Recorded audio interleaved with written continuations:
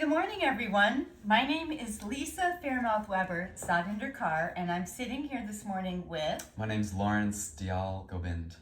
and we're really excited to share with you a practice and information on our second chakra known as Svadhisthana, or the Sacral Chakra. Center of creativity and movement. So we're going to start by getting tuned in. So whenever you're doing your practice or as you're moving throughout your day, take moments where you're tuning in. So we're going to use our breath and sound. So Dyal, will you guide us? Yes, thanks, Lisa. So a nice mudra for Svadhisthana is to have the hands in the lap, right hand atop the left, palms up, and the thumb tips lightly touching. And here, like we're breathing from a bowl of water of our hands as we breathe from the bowl of the belly, expanding it out as we inhale, and buoyantly deflating as we exhale, receding the belly to the spine, feeling the buoyancy of breath, the body, and breathing from the pelvic floor, imagining energy, water in the hands, like you're drinking the breath.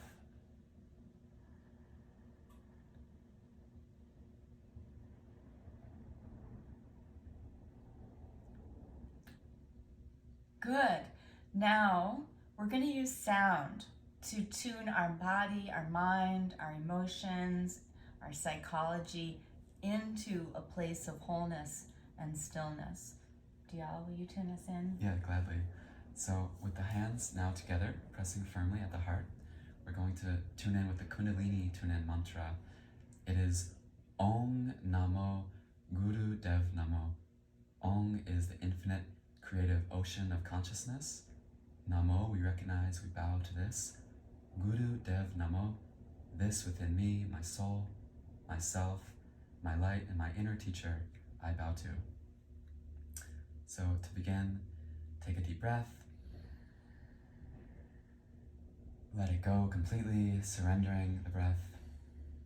And this time breathing in to chant Om Namo Guru Dev Namo 3 times. Om Namo Guru Dev Namo. Om Namo Guru Dev Namo. Om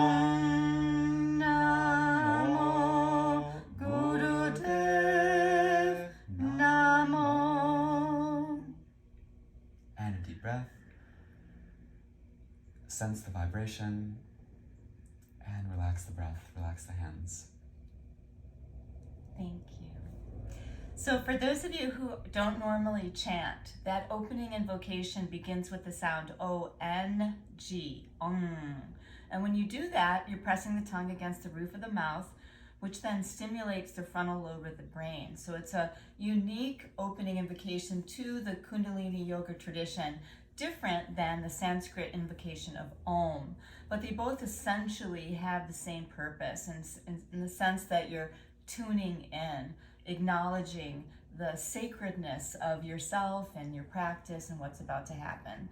So in the science of yoga, chanting is known as tonal phonation. So it's not just like hippy-dippy, yogis making funny sounds, but it actually starts to stimulate the pelvic floor, so it strengthens our pelvic floor, and then it expands our lung capacity, which is so important for your cardiorespiratory wellness. Now, let's get into the playfulness of the second chakra. Please. So you notice how I'm wearing my orange scarf, and Dyal's wearing his orange turban, which I'm going to steal, by the way. I really like it because it sparkles. Good luck. and I'm going to just share with you some of the associations about the second chakra and how you can take a lifestyle approach, a playful, practical approach to keeping it healthy, thus keeping your sense of well-being. So it relates to our sexuality. It's located between the hips, okay? It's about pleasure, emotions, creativity, and relationships. Okay? Communication, feelings, being able to share and express those, communicate them. So going through my own personal recovery from, being a codependent or, a wounded child, right? I found that through my experience and through research that the root of many of our issues have to do with a dormant or damaged second chakra. So we can all benefit from healing that space, that energetic, subtle body space within us. You can play with crystals. You can go get tiger's eye, carnelian, amber, orange calcite, citrine, anything orange or sort of in that sort of brown, orange, red sort of color place. Now, it's associated, so we're made of all the elements, and the second chakra associates with the element of water. So if you don't have your water, if you haven't drank some water this morning, go grab some. We're going to have a sip of our tea. Taking a bath. Chamomile. Chamomile tea. Taking a bath, swimming, drinking your water with lemon. These are all ways to keep that space in you strong or healed. Being fluid, so drinking enough water, being hydrated, and feeling connected, even praying with the water, connecting with it. We are bodies of water. We're like 75% water, and this is our blood and other fluids, and this also resonates with sound and vibration.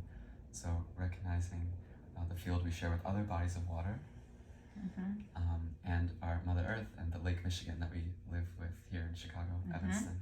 And you may be near an ocean. You may be near a big, huge body of water. So spend time near the water, submerge yourself in water. The affirmation for your second chakra is I feel, or that tastes good, that feels good. So it's like that. It's like that. Other affirmations might be I am a creative being. I deserve to enjoy life. I welcome sensuality into my life. I am worthy and lovable. I am worthy. I love that one. Yeah. I'm worthy of joy. I'm worthy of pleasure. Pleasant. I have this word pleasance, like a pleasant presence when we're abiding in the center, and then living and sharing from there, and being worthy to really enjoy the bubbling ecstasy and joy of life. That's what this center is about. And from a sense of self-regulation, you want to hang out with people like him because he's regulated, then me being sitting next to him or talking with him, he helps me we co-regulate now. So that's why it's important to pay attention to who you're choosing to be around, or what you're choosing to be around, what music, what movies, what books, things like that. So when your second chakra is balanced, you're creative, your emotions are balanced, you're joyful, you're passionate, you're fertile. When you're not balanced, you have a lack of creativity, you might be withholding intimacy, you may be over-emotional, or you may just not be interested at all. So just things to pay attention to. Yeah, this is the center of attraction and opposites, but then those opposites uniting, balancing, and the resolution of duality to start to enter into communion through communication, and then the union of love in the heart, and then that's where the balance and the harmony and the resonance, and as you said, the containers that we hold, and then how you described me as, being that resonating force for one another to come to balance. Yeah. So there's different ways that you can help yourself. So one time, one of the things I did in my life was I painted everything orange. My front door was orange. I brought orange flowers. I painted my nails and my toes orange. I bought orange flowers. So infusing yourself with the color orange, because that's the color that relates to the second chakra, making orange smoothies. Like today, I'm gonna make butternut squash for the Thanksgiving meal tomorrow. So I have a whole recipe that I'm working on, but just playing with that color, cooking that color, seeing that color, eating that color. Those are playful ways to heal that space, that subtle body space in you. Other ways might be to do something creative. So at our retreat, we made holiday wreaths. So I like to go and get furniture from the alley that people are throwing away, and then get my chalk paint and paint it. So doing something creative. Yeah, for me it's movement and dance. That's how I love to move my energy and feel creative flow in a really free and fluid way, connecting with the water and in through the dance. So I'm excited about that because I love to dance. So I'm gonna let Dyal share with you some movement practices, but he just moved this mandala, which I want to show you in case anybody wants to buy it. So a local artist here in Wilmette made this, and it's really beautiful. So if you're interested in it, DM us and we'll ship it to you, okay? But I'm gonna step out of the frame and hand it over to Dyal. Yeah, so not doing the most freeform dance, but we are gonna have kind of a bit of a movement dance here. So a good posture for Svadhisthana, which translates to one's own place, sacred space, is butterfly pose. So you can think of the wings of the butterfly being the knees here, and bringing the soles of the feet to touch together, holding the soles together. Heels close to the pelvis, fingers interlaced over the toes. Here you can bounce the knees up and down like you're flapping butterfly wings, and then moving forward and back along the pelvic floor, the sit bones. Really subtle, gradual, slow movement, feeling that flow, kind of following the river of your water, of your energy.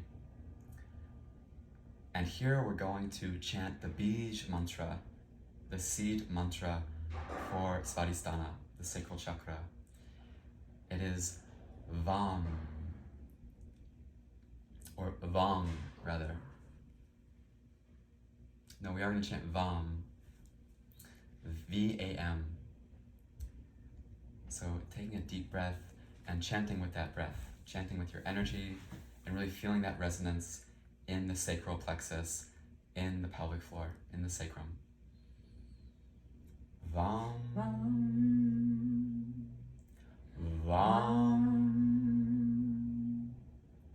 Vam, Vam, Vam. A few more. Vam, Vam, Vam, Vam,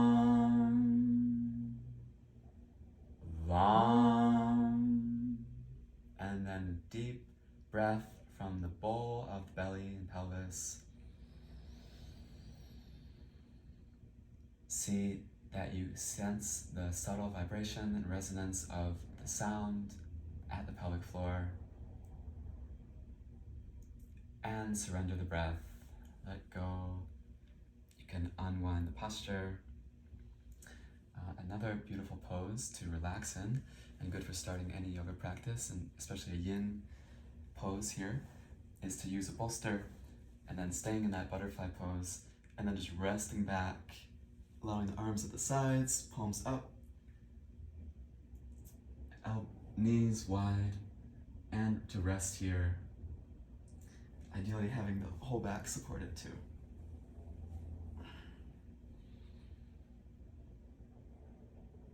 And to just breathe and meditate here for a few breaths.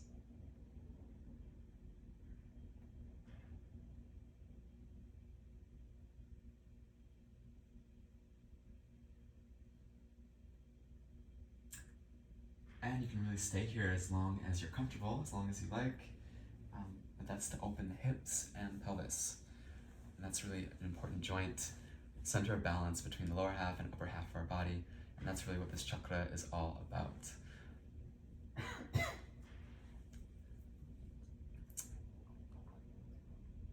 Thank you. Thank you for balancing with myself, with Lisa and I. Bye, you guys. We'll see you soon. Satnam. Satnam.